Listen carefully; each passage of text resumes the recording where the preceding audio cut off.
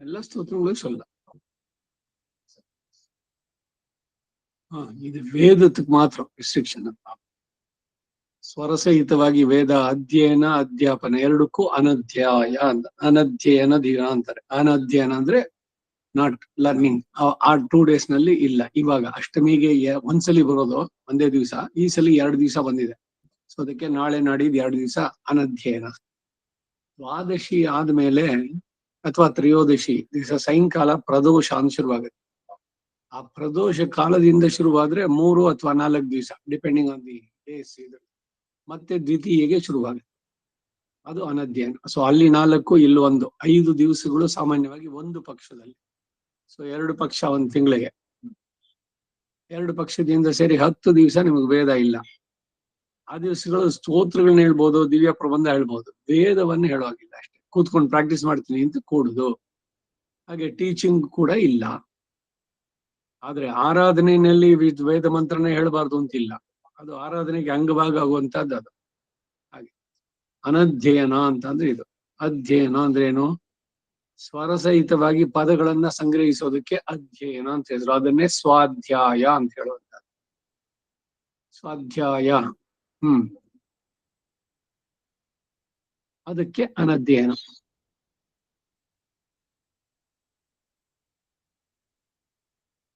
ಶುರು ಮಾಡೋಣ. ಅಸ್ಮದ್ ಗುರುಭ್ಯೋ ನಮಃ. ಹರಿ ಓಂ. ಯಶ್ಚಂದಸಾಂ ವೃಷಭೋ ವಿಶ್ವರೂಪಃ ಛಂದೋಭ್ಯೋದ್ಯಮೃತಾತ್ ಸಂಬಭೂವ ಸಮೇಂದ್ರೋ ಮೇಧಯಾ ಸ್ಪೃಣೋತು ಅಮೃತಸ್ಯ ದೇವಧಾರಣೋ ಭೂಯಾಸಂ ಶರೀರಂ ಮೇ ವಿಚರ್ಷಣಂ जिह्वा मे मधुमत्तमा कर्णाभ्यां भूरिविष्णुवम् ब्रह्मणः को योऽसि मेधया विहितः श्रुतं मे गोपाय. अथ भूसूक्तम्. भूमिर्भूम्ना द्यौर्वरिणान्तरिक्षं महित्वा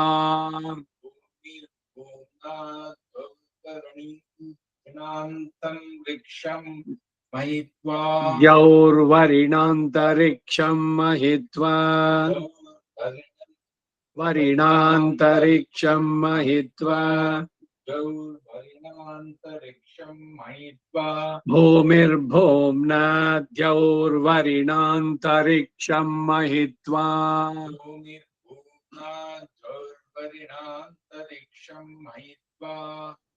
भूमिर्भूम्ना द्यौर्वरिणान्तरिक्षं महित्वा उपस्थेते देव्यदितेऽग्निमन्नादमन्नाध्यायादधे.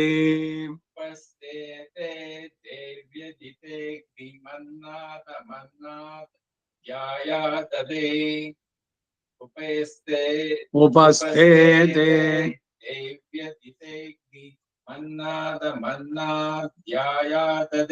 आयङ्गः प्रश्निरक्रमीदसनन्मातरं पुनः.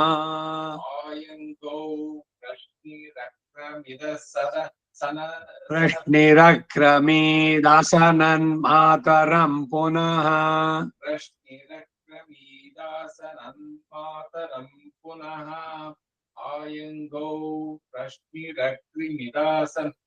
ಪ್ರಶ್ನಿರಕ್ರಮೀತ ಪದ ಉಡ್ಸಿಂದೆ ನೇತಿಗೆ 2 ಪದನ ಹೇಳ್ಕೊಟ್ಟದ್ನಲ್ಲ, ಸೇರ್ಸಿ ಹೇಳ್ತಾ ಇದ್ದೀನಿ ಅಷ್ಟೇ. ಪ್ರಶ್ನಿರಕ್ರಮೀದಾಸನನ್ ಮಾತರಂ ಪುನಃ. ಪ್ರಶ್ನಿರಕ್ರಮೀದಾಸನನ್ ಮಾತರಂ ಪುನಃ. ಪಿತರಂಚ ಪ್ರಯನ್ಸುವಃ.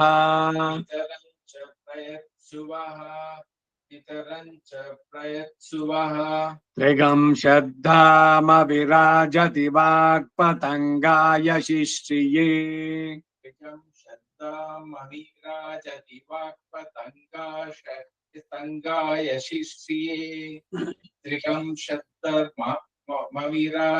ವಾಕ್ಪತಂಗಾಯ ಶಿಶ್ರಿಯೇ. प्रत्यस्य वहद्युभिः प्रत्यस्य वहत्युभिः अस्य प्राणादपानत्यन्तश्चरति रोचना अस्य प्राणादपानत्यन्तश्चरति रोचना अस्य प्राणादपानत्यन्तश्चरति रोचना व्याख्यन्महिषः सुवः व्यक्यन्महिषुसुवः व्यक्यन्महिषुसुवः यत्त्वा क्रुद्धः परोवपमन्युना यदवर्त्या यत्वा आकृत परो परो वपमन्यो नायदवन् प्रवृत्त्या यत्वा क्रुद्धो परो वपमन्यो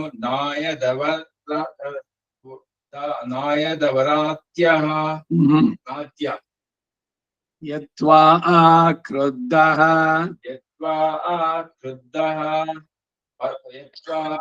क्रुद्धः परोवप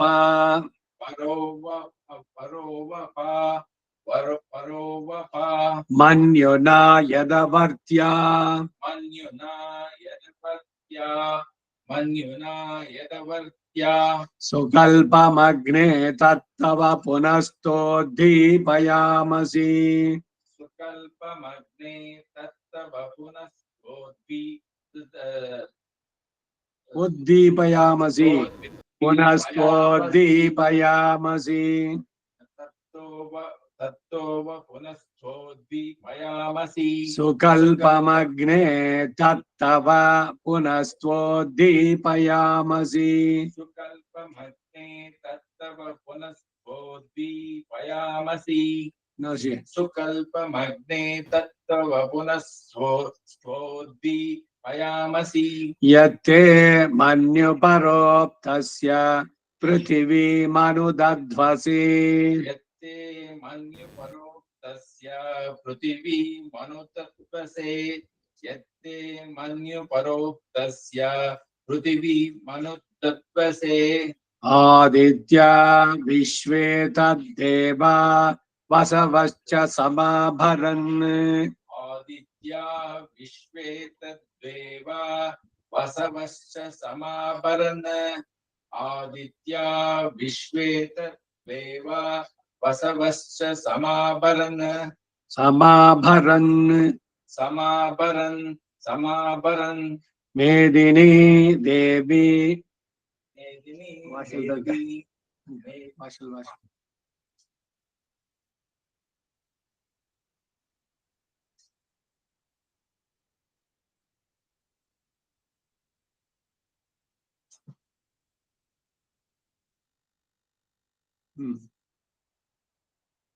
ತಂದಿದ್ಯಾ ಹುಟ್ಕೋ ಸ್ವಲ್ಪ ಬೇಗ ಬರ್ಬೇಕಿತ್ತು 8 ಗಂಟೆ ಅಂದ್ರೆ ಕರೆಕ್ಟ್ 8ಕ್ಕೆ ಶುರು ಮಾಡ್ಬಿಡ್ತೀನಿ. ನೆನ್ನೆ ಯಾಕೆ ಬರ್ಲಿಲ್ಲ?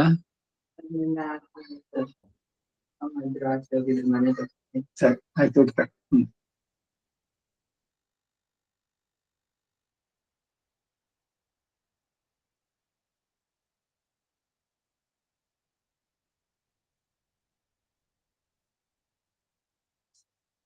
ಶರ್ಟ್ ತೆಗೆದ್ಬಿಡು.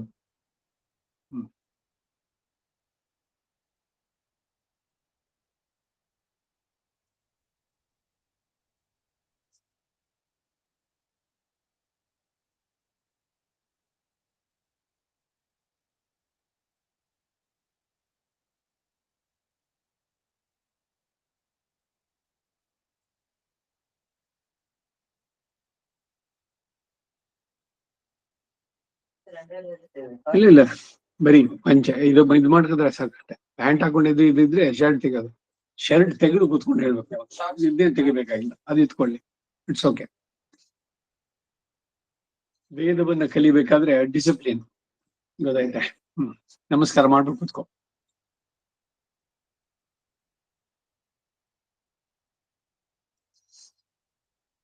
ಇಲ್ಲಿ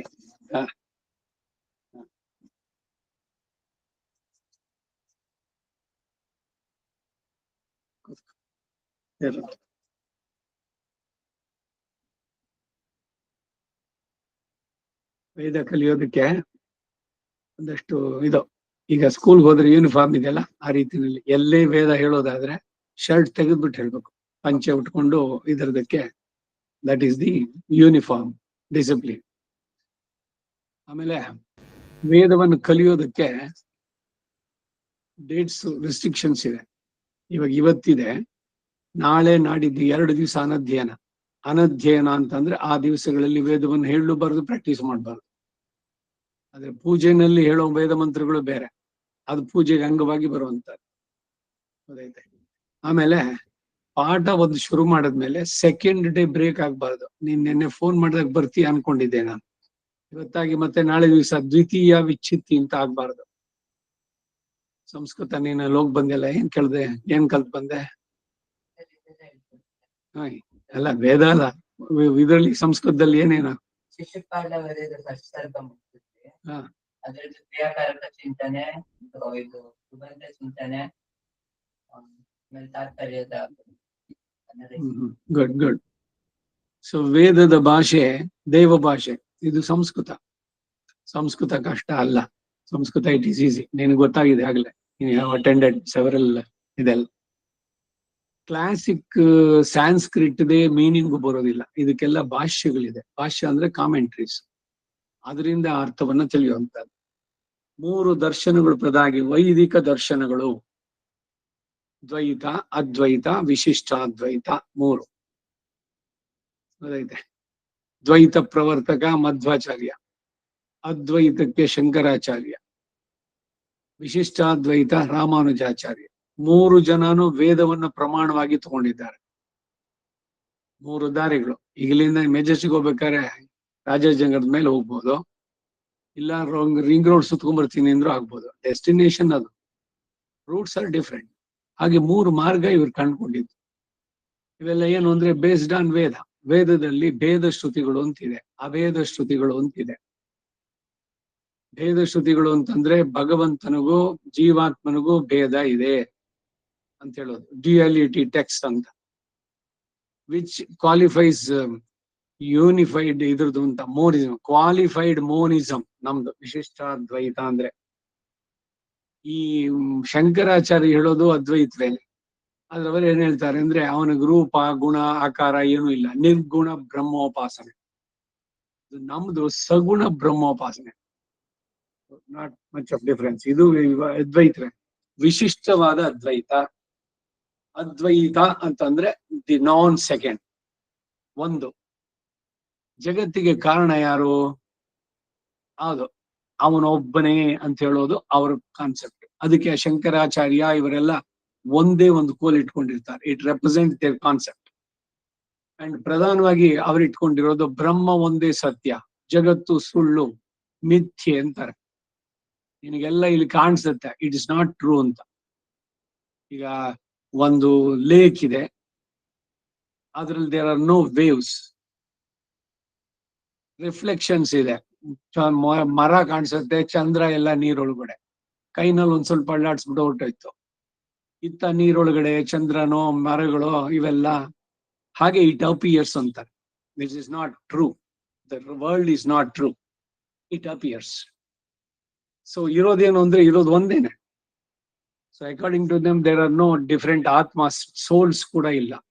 ನೀನು ಅವರು ಇದೆಲ್ಲ ಎಲ್ಲ ಸುಳ್ಳು. It simply appears. ನಿಜವಾಗ್ಲೂ ಇಲ್ಲ. ನಿಜವಾಗ್ಲೂ ಇರೋದು ಯಾರು ಅಂದ್ರೆ ಒಬ್ಬನೇ ಒಬ್ಬ, ಅವನೇ ಪರಮಾತ್ಮ. ಅವನೇನೆ ನೀನಾಗಿದೀಯಾ ಅಂತ ಉಪನಿಷತ್ತುಗಳಿಗೆ. ತತ್ ತ್ವಂ ಅಸಿ. ತತ್ ಅಂದ್ರೆ ಆ ಪರಬ್ರಹ್ಮ, ತ್ವಂ ನೀನು, ಅಸಿ ಆಗಿದ್ದೀಯಾ. ಸೊ ಅದಕ್ಕೆ ಅವರು ನಾನೇ ಬ್ರಹ್ಮ ಅಂತಾನೆ ಪೂಜೆ ಮಾಡ್ತಾರ. ಸೋಹಂಭಾವೇನ ಪೂಜೆಯೇತಂತವ್ರು. ಮಧ್ವ ಫಿಲಾಸಫಿನಲ್ಲಿ ಭಗವಂತ ಬೇರೆ, ಜೀವಾತ್ಮ ಬೇರೆ. ಎಲ್ಲ ಕಡೆನಲ್ಲೂ ಡ್ಯುಯಾಲಿಟಿ ಹೇಳ್ತಾರ. ವಿಶಿಷ್ಟಾದ್ವೈತ ರಾಮಾನುಜರಲ್ಲಿ ತತ್ವಗಳು 3, ರಿಯಾಲಿಟೀಸ್ ಆರ್ 3. ಒಂದು ಪ್ರಕೃತಿ, ಅಚೇತನ, ದ ನಾನ್ ಲಿವಿಂಗ್. ಇನ್ನೊಂದು ಆತ್ಮ, ಜೀವಾತ್ಮ. ಮತ್ತೊಂದು ಪರಮಾತ್ಮ. This Paramatma he pervades both the sentient and the non sentient. ಆ ಇರುವಂತವನು ಒಬ್ಬನೇ, ಅವನು ಬಿಟ್ಟು ಬೇರೆ ಸೆಕೆಂಡ್ ಅನ್ನೋದಿಲ್ಲ. There is no second force. ಇದು ವಿಶಿಷ್ಟವಾದ ಅದ್ವೈತ, Vishishtadvaita.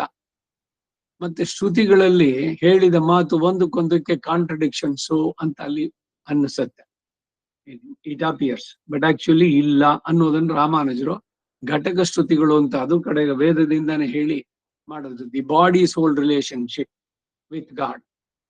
God is the soul and all other, the sentient and the non-sentient are the body for him. ಶರೀರ ಶರೀರಿ ಭಾವ ಅಂತ ಹೇಳ್ತಾರೆ. ಹೀಗೆ ಮಾಡಿ ಇತಿ ಸರ್ವಂ ಸಮಂಜಸಂ ಅಂತ. ಈಗ ಅವನೊಬ್ಬನೇ ಅಂದ್ರೂ ಸತ್ಯ, ಅವನೆಲ್ಲದರಲ್ಲೂ ಇದ್ದಾನೆ. Yes, that's also true.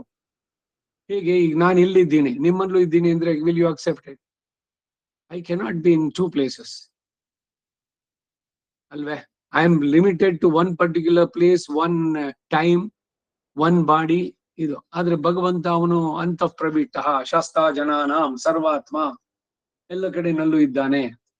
ಎಲ್ಲ ಕಡೆಯಲ್ಲೂ ಇರುವಂತ ಪರಮಾತ್ಮ ಒಬ್ಬನೇ ಜಗತ್ತಿಗೆ ಕಾರಣಕರ್ತ. ಅವನ್ ಬಿಟ್ಟು there is no second. This is Vishishtadvaita. ಎಲ್ಲ ನೀವು ಒಂದೊಂದು ಚೂರು ಚೂರು ಪರಿಚಯ ಮೊದಲಿದಕ್ಕೆ ಅದೈತೆ. ವೇದವನ್ನು ಕಲಿಬೇಕಾದ್ರೆ ಇವಾಗ ನಾವು ಪಂಚ ಸೂಕ್ತಗಳಿಂದ ಆರಂಭ ಮಾಡ್ತಾ ಇದ್ದೀವಿ.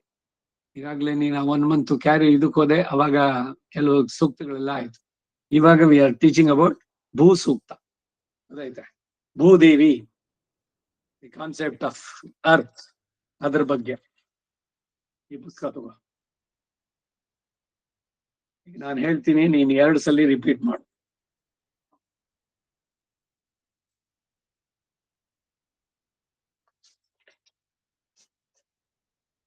ಕೂತ್ಕೋ. ಆ ಶೀಟ್ ಇದೆಯಲ್ಲ ಮೊದ್ಲು, ಅದರಲ್ಲಿ ಇರೋದನ್ನ ಹೇಳು. ಏನಿದು ಅಂತಂದ್ರೆ ಮೇಧಾದಿ ಸಿದ್ಧ್ಯರ್ಥಮಂತಹ. ಮೇಧ ಅಂದ್ರೆ ಏನು? ಬುದ್ಧಿ ಅಂದ್ರೆ ಇಂಟೆಲೆಕ್ಟ್, ಅದು ಸಿದ್ಧಿಸಲಿ ಅನ್ನೋದಕ್ಕಾಗಿ ವೇದದ ಮಂತ್ರನೇನೆ. ನಾನು ಈಗ ಕೇಳ್ತಾ ಇದ್ದೀನೋ ವೇದ, ಅದು ನಾನು ಚೆನ್ನಾಗಿ ಪಡೆಯುವಂತಾಗಲಿ ಅನ್ನೋದು ಮಂತ್ರದ ಮೇಧಾದಿ ಸಿದ್ಧ್ಯರ್ಥ ಮಂತ್ರ. ಅಸ್ಮದ್ ಗುರುಭ್ಯೋ ನಮಃ. ಅಸ್ಮದ್ಗುರುಭ್ಯೋ ನಮಃ. ಇನ್ನೊಂದ್ಸಲಿ. ಅಸ್ಮದ್ಗುರುಭ್ಯೋ ನಮಃ. ಯಶ್ಛಂದಸಾಂ ಯಶ್ಚಂದಸಾಂ ವೃಷಭಃ ವೃಷಭಃ ವೃಷಭಃ ವಿಶ್ವರೂಪಃ ವಿಶ್ವರೂಪಃ ಛಂದೋಭ್ಯೋತ್ ಅಮೃತಾತ್ ಸಂಬಭೂವ ಸಮೇಂದ್ರಃ ಮೇಧಯಾ ಆಸ್ಪೃಣೋತು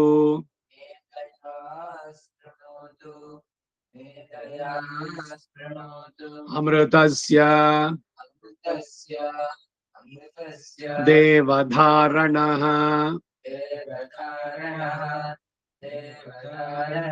ಭೂಯಾಸಂ ಶರೀರಂ ಮೇ ವಿಚರ್ಷಣಂ ಜಿಹ್ವಾ ಮೇ ಮಧುಮತ್ತಮಾ ಕರ್ಣಾಭ್ಯಾಂ ಭೂರಿ ವಿಶ್ರುವಂ ಬ್ರಹ್ಮಣ ಕೋಶೋಸಿ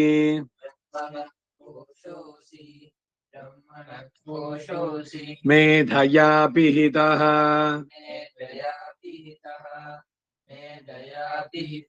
ಶ್ರುತಂ ಮೇ ಗೋಪಾಯ.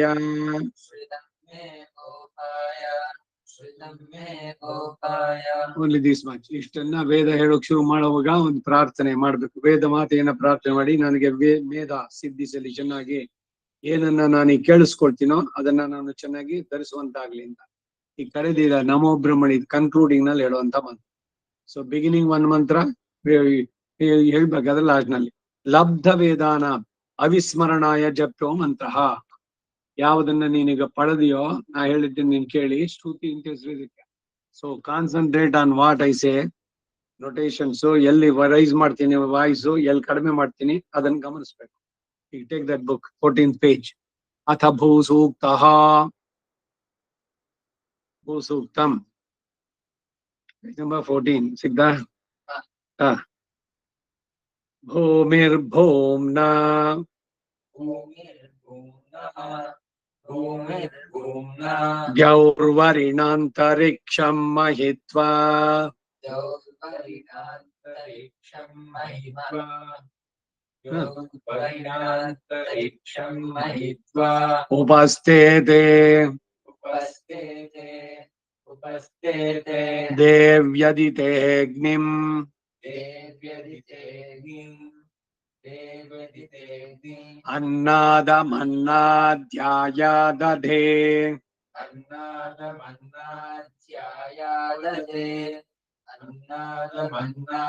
ಅನ್ನದಮನ್ನಾಧ್ಯಾಯದಧೇ ಆಯಂಗೌ ಪ್ರಶ್ನಿರಕ್ರಮೀತ್ ಆಯಂಗೌ ಪ್ರಶ್ನಿರಕ್ರಮೀತ್ ಆಯಂಗೌ ಪ್ರಶ್ನಿರಕ್ರಮೀತ್ ಅಸನನ್ ಮಾತರಂ ಪುನಃ ಅಸನಂ ಮಾತರಂ ಪುನಃ ಅಸನಂ ಮಾತರಂ ಪುನಃ ಪಿತರಂಜ ಪ್ರಯನ್ಸುವಃ ಪಿತರಂಚ ಪ್ರಯನ್ಸುವಃ ಪಿತರಂಚ ಪ್ರಯನ್ಸುವಃ ತ್ರಿಗಂ ಶ್ರದ್ಧಾಮವಿರಾಜತಿ ತ್ರಿಯಂ ಶ್ರದ್ಧಾಮವಿರಾಜತಿ ತ್ರಿಯಂ ಶ್ರದ್ಧಾಮವಿರಾಜತಿ ವಾಕ್ಪತಂಗಾಯ ಶಿಶ್ರಿಯೇ ವಾಕ್ಪತಂಗಾಯ ಶಿಶ್ರಿಯೇ ವಾಕ್ಪತಂಗಾಯ ಶಿಶ್ರಿಯೇ ಪ್ರತ್ಯಸ್ಯ ವಹದ್ಯುಭಿಃ ಪ್ರತ್ಯಸ್ಯ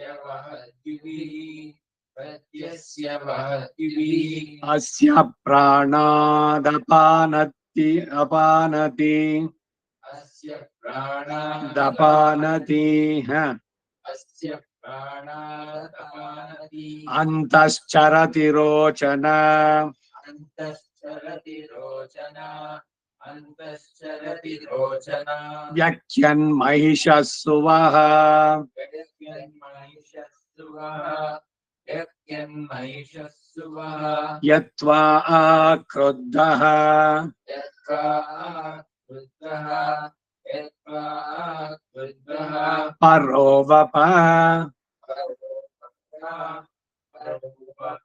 ಮನ್ಯುನಾ ಯದವರ್ತ್ಯ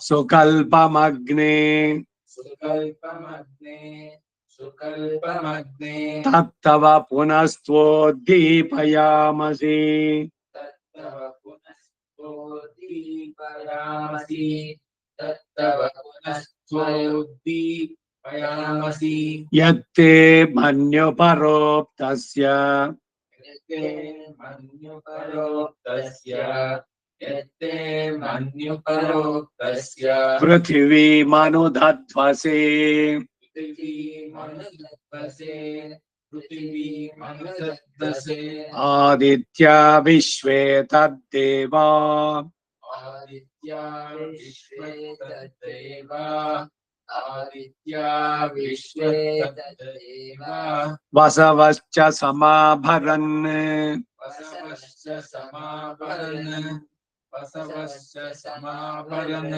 ಮೇದಿನಿ ದೇವಿ ಮೇದಿನಿ ದೇವಿ ಮೇದಿನಿ ದೇವಿ ವಸುಂಧರಾ ಸ್ಯಾತ್ ವಸುಂಧರಾ ಸ್ಯಾತ್ ವಸುಂಧರಾ ಸ್ಯಾತ್ ವಸುಧಾ ದೇವಿ ವಾಸವಿ ವಸುಧಾ ದೇವಿ ವಾಸವಿ ವಸುಧಾ ದೇವಿ ವಾಸವಿ ವಸುಧಾ ದೇವಿ ದೀರ್ಘ ವಸುಧಾ ದೇವಿ ವಾಸವಿ ವಸುಧಾ ದೇವಿ ವಾಸವಿ ವಸುಧಾ ದೇವಿ ವಾಸವಿ ಬ್ರಹ್ಮವರ್ಚಸಃ ಬ್ರಹ್ಮವರ್ಚಸಃ ಬ್ರಹ್ಮವರ್ಚಸಃ ಪಿತೃಣಾಗಂ ಸ್ತೋತ್ರಂ ಪಿತೃನಾಗಶ್ರೋತ್ರಂ ಪಿತೃನಾಗಶ್ರೋತ್ರಂ ಚಕ್ಷುರ್ಮನಃ ಚಕ್ಷುರ್ಮನಃ चक्षुर्मनः देवी हिरण्यगर्भिणी देवी हिरण्यगर्भिणी देवी हिरण्यगर्भिणी देवी प्रसूवरी देवी प्रसूवती देवी प्रसूवती सदने सत्यायने सीदा सदने सत्यायने सीदा सदने सत्यायने सीदा समुद्रवती सावित्री समुद्रवती सावित्री समुद्रवती सावित्री अनो देवी मह्यंगी अनो देवी मह्यंगी अनो देवी मह्यंगी महीधरणी महोव्यदिष्टाः महीधरणी महोव्यदिष्टा महीधरणी महोव्यदिष्टा शृङ्गे शृङ्गे यज्ञे यज्ञे ये शृङ्गे यज्ञे यज्ञे शृङ्गे शृङ्गे यज्ञे यज्ञे विभीषणी इन्द्रपत्नी व्यापिनी सुरसरिरिह इंद्रपत्नी व्यापिनी सुरसरिरिह इंद्रपत्नी व्यापिनी सुरसरिरिह वायुमती जलशयनी वायुमती जलशयनी वायुमती जलशयनी श्रियन्धाराजा श्रियन्ताराजा श्रियन्ताराजा सत्यन्धो परिमेधिनी सत्यन्तो परिमेदिनी सत्यन्तो परिमेदिनी स्वोपरिदत्तङ्गाय शोपरिदत्तङ्गाय शोपरिदत्तङ्गाय विष्णुपत्नीं महीं देवीं विष्णुपत्नी महीं देवी विष्णुपत्नी महीं देवी माधवीं माधवप्रियां माधवी माधवप्रियां माधवी माधवप्रियां लक्ष्मी प्रियसखीं देवीं लक्ष्मी प्रियसखीं देवी लक्ष्मी प्रियसखीं देवी नमाम्यच्युतवल्लभां नमाम्यच्युतवल्लभां नमाम्यच्युतवल्लभां ॐ धनुर्धरायै विद्महे ॐ धनुर्धराय विद्महे ॐ धनुर्धराय विद्महे सर्वसिद्ध्यै च धीमहि सर्वसिद्ध्यै च धीमहि सर्वसिद्ध्यै च धीमहि तन्नो धरा प्रचोदयात् तन्नो धरा प्रचोदयात् तन्नो धरा प्रचोदयात् महीं देवीं महीं देवी महीं देवी विष्णुपत्नीमझोर्याम् विष्णुपत्नी मजूर्यां विष्णुपत्नी मजूर्यां प्रतीचीमेनागम् प्रतीची मेनागं प्रतीची मेनागं हविषा यजामः अभिषाय जामः अभिषाय जामः त्रेधा विष्णुरुर्गायो विचक्रमे वेदा विष्णुरुद्रायो विचक्रमे वेदा विष्णुरुद्रायो विचक्रमे महीं दिवं पृथिवीमन्तरिक्षम् महीं दिवं पृथिवीमन्तरिक्षं महीं दिवं पृथिवीमन्तरिक्षं तत्सोणैतिश्रव तच्छ्रोणैतिश्रव तच्छ्रोणैतिश्रव इच्छमाना इच्छमाना इच्छमाना पुण्यग्श्लोकम् पुण्यग्श्लोकम् पुण्यग्श्लोकम् यजमानाय कृण्वति यजमानाय कृण्वति ಯಜಮಾನಾಯ ಕೃಣ್ವತಿ ಅಷ್ಟೌ ದೇವಾ ವಸವಃ ಸೌಮ್ಯಾಸಃ ಅಷ್ಟೌ ದೇವ ಬಸವ ಸೌಮ್ಯಾಸಃ ಅಷ್ಟೌ ದೇವ ಬಸವ ಸೌಮ್ಯಾಸಃ ಚತಸ್ರೋ ದೇವೀರಜರಾಶ್ರವಿಷ್ಠಾಃ ಚತಸ್ರೋ ದೇವಿ ರಜರಾಶ್ರವಿಷ್ಟಾಃ ಚತಸ್ರೋ ದೇವಿ ರಜರಾಶ್ರವಿಷ್ಟಾಃ ತೇ ಯಜ್ಞಂ ಪಾಂತು ते यज्ञं पान्तु ते यज्ञं पान्तु ರಜಸಃ ಪರಸ್ತಾತ್ रजसः परस्तात् रजसः परस्तात् ಸಂವತ್ಸರೀಣಮೃತಗ್ಗಃ ಸ್ವಸ್ತಿ संवत्सरीणममृतर्गः स्वस्ति संवत्सरीणममृतर्गः स्वस्ति ವಷಟ್ಟೆ ವಿಷ್ಣವಾಸಃ वषट्ते विष्णुवासः वषट्ते विष्णुवासः ವಿಷ್ಣು ಇಲ್ಲ ವಿಷ್ಣವಾಸಃ विष्णवासः ಆಕೃಣೋಮಿ ತನ್ಮೇ आकृणोमि तन्मे ಜುಷಸ್ವ ಶಿಪಿಮಿಷ್ಟಹವ್ಯಂ जुषस्वाशिपविष्टहव्यम् जुषस्वाशिपविष्टहव्यम् ವರ್ಧಂತು ತ್ವಾ वर्धन्तु त्वा वर्धन्तु त्वा ಸುಷ್ಟುತಯೋ ಗಿರೋ ಮೇ सुष्ठुतयो मे सुष्ठुतयो गिरो मे ಯೂಯಂ ಪಾತ ಸ್ವಸ್ತಿಭಿಃ ಸದಾ ನಃ यूयं पात स्वस्तिभिः सदा नः यूयं पात स्वस्तिभिः सदा नः ಸಹಸ್ರ ಪರಮಾ ದೇವಿ सहस्रपरमा देवी सहस्रपरमा देवी ಶತಮೂಲಾ ಶತಾಂಕುರಾ शतमूला शताङ्कुरा शतमूला शताङ्कुरा ಸರ್ವಗಂ ಹರತು ಮೇ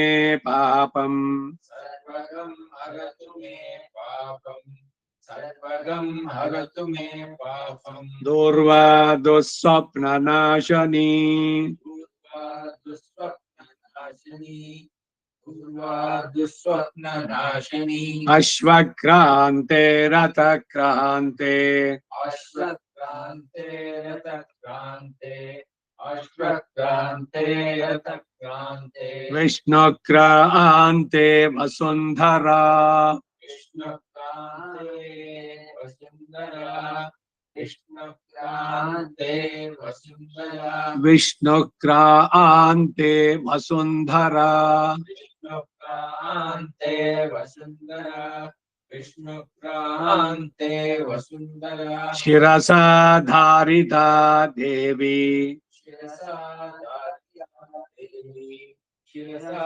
धारिता देवी ರಕ್ಷಸ್ವ ಮಾಂ ಪದೇ ಪದೇ रक्षस्व मां पदे पदे रक्षस्व मां पदे पदे ಸಂಗೀತದಲ್ಲಿ ಎಷ್ಟಿದೆ ಸ್ವರಗಳು? 7. ವೇದದಲ್ಲಿ 4. ಉಚ್ಚೈಹಿ ಉದಾತ್ತಃ, when you raise your voice, ಅದಕ್ಕೆ ಮೇಲೆ ಒಂದು ಗೀಟ್ ಹಾಕಿದ್ರೆ ಅದು ಉಚ್ಚೈಹಿ ಉದಾತ್ತ, ಉದಾತ್ತ ಅಂತ ಹೆಸರಿದಕ್ಕೆ. ನೀಚೈಹಿ ಅನುದಾತ್ತಃ, ಕೆಳಗಡೆ ಅಂಡರ್ಲೈನ್ ಮಾಡಿರುತ್ತೆ ಅದಕ್ಕೆ, ದಟ್ ಇಸ್ ಕಾಲ್ಡ್ ಅನುದಾತ್ತ. ಈ ಬಂತಲ್ಲ ರಕ್ಷಸ್ವ ಮಾಂ, ದಟ್ ಇಸ್ ಕಾಲ್ಡ್ ಪ್ರಚಯ. ಗೊತ್ತಾಯ್ತಾ? ಉದಾತ್ತ, ಅನುದಾತ್ತ, ಸ್ವರಿತ ಅಂಡ್ ಪ್ರಚಯ. ಸ್ವರಿತ ಅದು ಪ್ರಚಯ ಅಂದ್ರೆ ಮೇಲೆ ಹೋಗಿ ಸಡನ್ ಆಗಿ ಕೆಳಗೆ ಬಂದು 4ಕ್ಕೆ ಇರುವಂತದ್ದು. ಇದು ಸರಿಯಾಗಿ ನೋಡಿದ್ರೆ ನೀನು, ಇಫ್ ಯು ಕ್ಯಾನ್ ಅಬ್ಸರ್ವ್, ನಾನ್ ವಾಯ್ಸ್ ರೈಸ್ ಮಾಡೋದು ನೋಡು. ಶಿರಸಾ ಧಾರಿತಾ ದೇವಿ, ಸಿ ಶಿರಸಾ ಸಾ ಮೇಲ್ಗೆ ಹೋಯ್ತು, ಧಾರಿತಾ ದೇವಿ, ದೇವಿ ಅಂತ ಅನುದಾತ್ತ. ರಕ್ಷಸ್ವ ಮಾಂ ಪದೇ ಪದೇ ಪದೇ ಪದೇ. ಮೊದಲನೇದ ಹೇಳಿದಕ್ಕೂ ಎರಡನೇದಾಗೂ ಡಿಫ್ರೆನ್ಸ್. ಪದೇ ದಟ್ಸ್ ಅನುದಾತ್ತ, ಪದೇ ಪದೇ. ಗೊತ್ತಾಯ್ತಾ? ಇದೇನೆ ಫಾಲೋ ಮಾಡ್ಬೇಕಾದ್ದು. ಸೊ ಕೇಳುದನ್ನ ನನ್ಗೆ ಸರಿಯಾಗಿ ಕೇಳಿಸ್ಕೊಂಡ್ರೆ ಆಟೋಮೆಟಿಕ್ ಆಗಿ ನಿಮ್ಗೆ ಬರುತ್ತೆ. ಪುಸ್ತಕ ಬರೆಯೋ ಔಪಚಾರಿಕವಾಗಿರ್ಬೇಕು, words you will not miss ಅಂತ. But concentrate on what I say. ಎಲ್ಲಿ ರೈಸ್ ಮಾಡ್ತೀನಿ ಎಲ್ಲಿ ಇಳಿಸ್ತೀನಿ ಅಂತ ಬೇಗ ಬರುತ್ತೆ ವೇದ. ಓಕೆ. ಹಾ, ಉದ್ಧೃತ ಶಿವರಾಹೇಣ ಉದ್ಧೃತ ಶಿವರಾಯೇಣ ಉದ್ಧೃತ ಶಿವರಾಯೇಣ ಕೃಷ್ಣೇನ ಶತಬಾಹುನಾ ಕೃಷ್ಣೇನ ಶತಬಾಹುನಾ ಕೃಷ್ಣೇನ ಶತಬಾಹುನಾ ಭೂಮಿರ್ಧೇನುರ್ಧರಣೀ ಲೋಕಧಾರಿಣಿ ಭೂಮಿರ್ಧೇನು ಧರಣಿ ಲೋಕಧಾರಿಣಿ ಭೂಮಿರ್ಧೇನು ಧರಣಿ ಲೋಕಧಾರಿಣಿ ಮೃತ್ತಿಗೆ ಹನಮೇ ಪಾಪಂ ಮೃತ್ತಿಕೆ ಹನಮೇ ಪಾಪಂ ಮೃತ್ತಿಕೆ ಹನಮೇ ಪಾಪಂ ಯನ್ಮಯಾ ದುಷ್ಕೃತಂ ಕೃತಂ ಯನ್ಮಯಾ ದುಷ್ಕೃತಂ ಕೃತಂ ಯನ್ಮಯಾ ದುಷ್ಕೃತಂ ಕೃತಂ ತ್ವಯಾ ಹತೇನ ಪಾಪೇನ ತ್ವಯಾ ಹತೇನ ಪಾಪೇನ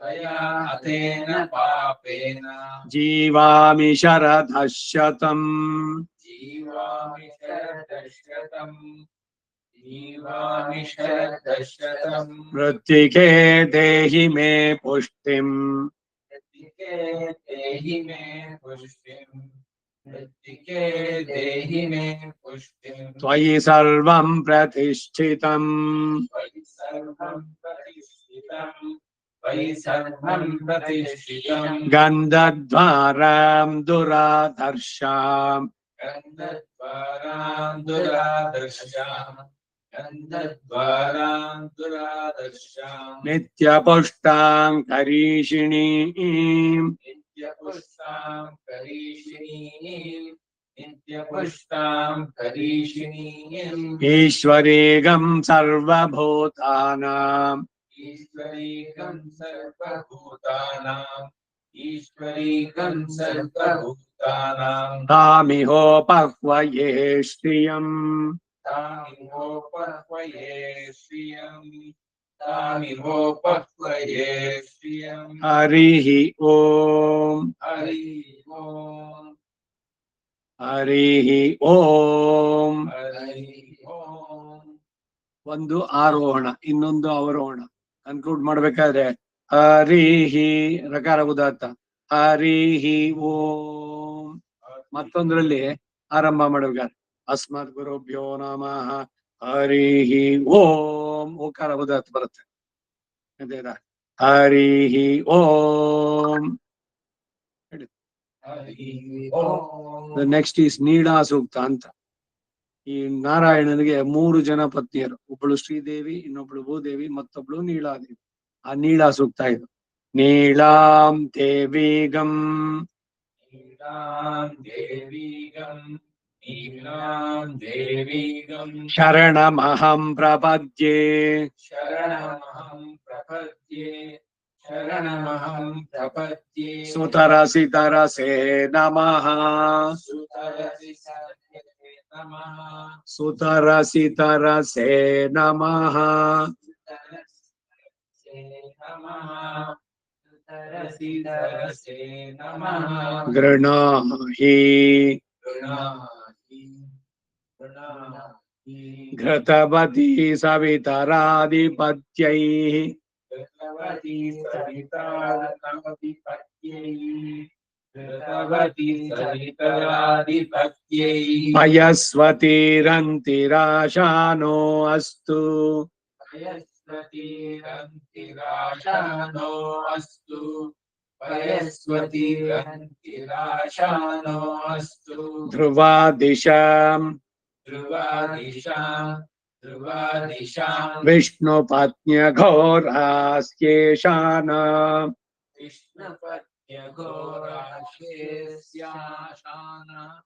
ವಿಷ್ಣುಪತ್ಯ ಘೋರಾಶೇಷಾನ ಘೋರಾಸ್ಯೇಷಾನ ಘೋರಾಶೇಷಾನ ಘೋರಾಶೇಷಾನ ಸಹಸೋಯಾ ಮನೋತಾ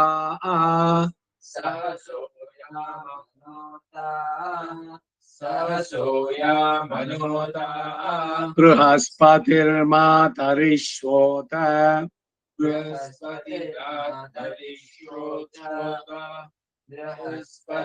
ಮಾತರಿಶ್ವಃ ಉತ ವಾಯುಃ ಸಂದುವಾನವಾತ ಅಭಿನೋ ಗೃಣಂತು. ಪದಗಳು ಬಿಡಿಸೋದೆ. ಬೃಹಸ್ಪತಿರ್ಮಾತರಿಶ್ವೋತ ವಾಯು ಸಂದುವಾನವಾತ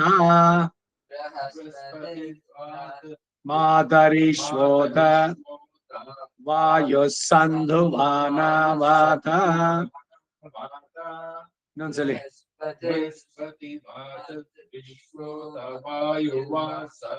ವಾಯು ಸಂದು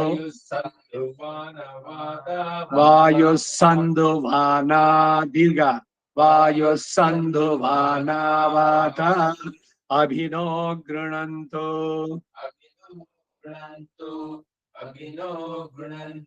ವಿಷ್ಟಂಭೋ ದಿವೋ ಧರುಣಃ ಪೃಥಿವ್ಯಾ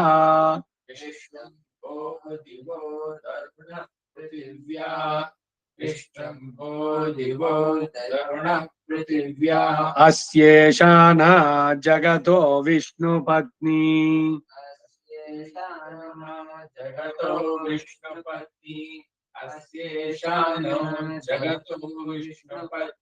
ಓಂ ಮಹಾದೇವ್ಯೈ ಚ ವಿದ್ಮಹೇ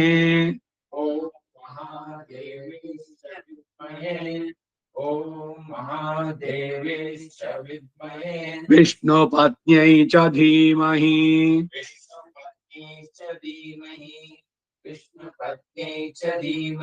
ತನ್ನೋ ನೀಳಾ ಪ್ರಚೋದಯಾತ್.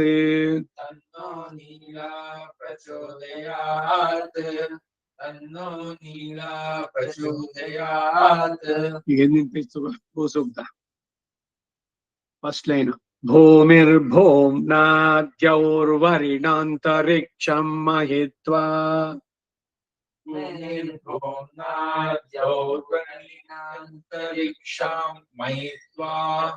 ಮಹಿತ್ವಾ. ಹಾ ಇನ್ನೊಂದ್ಸಲಿ. ದ್ಯೌರ್ವರಿಣಾಂತರಿಕ್ಷಂ ಮಹಿತ್ವಾ. Last line. ತನ್ನೋ ನೀಳ. Next page last line. First last ಮುನ್ನುಡಿ ಪಿನ್ನುಡಿ ಅಂತ ಇದು. ಯಾಕೆ ಗೊತ್ತಾ? ನಾಳೆ ದಿವಸ ನಿನಗಿಲ್ವಲ್ಲ, ಅದಕ್ಕೆ ಇನ್ನೊಂದ್ಸಲಿ ಹೇಳ್ತಾ ಇದ್ದೀನಿ ಅಷ್ಟೇ. ಮತ್ತೆ ಫುಲ್ ಹೇಳೋ ಬದಲು ಮೊದಲ ಲೈನು ಕಡ್ಡೆ ಲೈನು. ಎರಡನೇ ದಿವಸ ವಿಚ್ಛಿತ್ತಿ ಆಗೋಲ್ಲ ಅಂತ. ಸೆಕೆಂಡ್ ಡೇ ಬ್ರೇಕ್ ಆಗಬಾರ್ದು ಅಂತ. ತನ್ನೋ ನೀಳ ಪ್ರಚೋದಯಾತ್.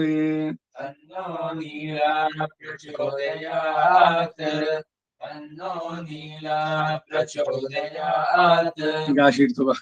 ನಮೋ ಬ್ರಹ್ಮಣೇ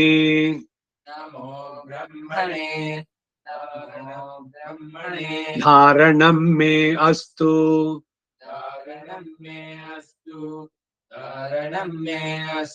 ಅನಿರಾಕರಣಂ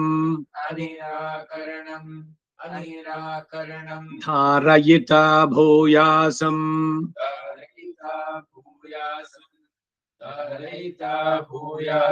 ಕರ್ಣಯೋ ಶ್ರುತಂ ಮಾಚ್ಯೋ ಓಢ್ವಂ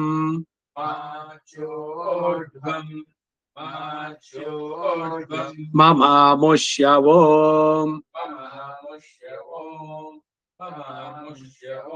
ಹರಿಃ ಓಂ. ಶ್ರೀಕೃಷ್ಣಾರ್ಪಣಮಸ್ತು.